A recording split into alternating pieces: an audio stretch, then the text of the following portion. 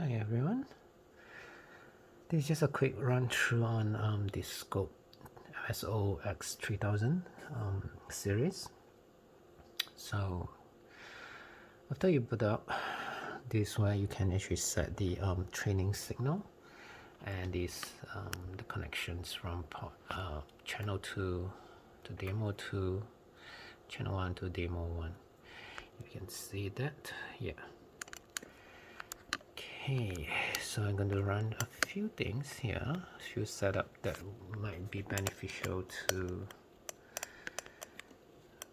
user for this 3000 series scope. Okay, let me adjust this. Yep. So let's start with one simple test using the training signal. So I'm going to set a trigger and make sure that the signal is right in the middle of the screen. So let's get to it. Training signal. This is how the connection is. That's what we did. And let's select this. So you can actually select from here, touchscreen. Or the other one is to touch this button, this first button that's lit up. Yep. So you can just scroll it, move about to what signal that you want. Let's take this flex ray. Okay. And as usual, you can go with auto scales. But what's the challenge, right? And okay.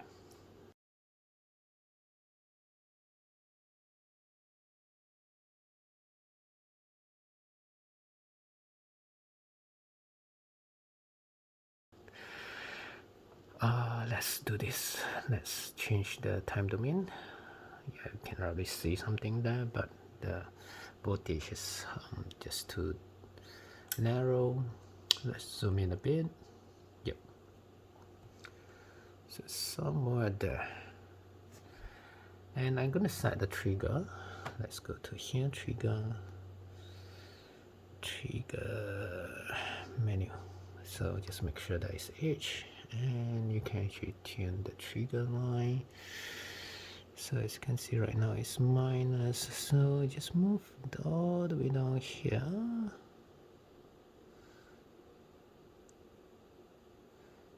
There we go. So one pulse of signal, one train of pulse signal, and you can actually do this. As you can see here, this is where the setup, where you can drag the signal from one to another.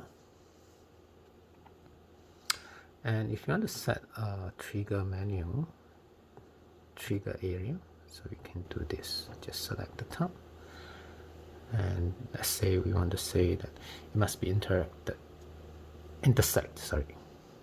There. We are able to capture that. Okay, so we can turn off the zone.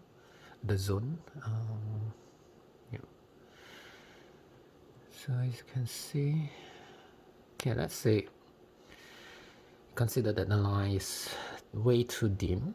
One thing I would suggest you to do is to increase the intensity of the line. So this is how we do it.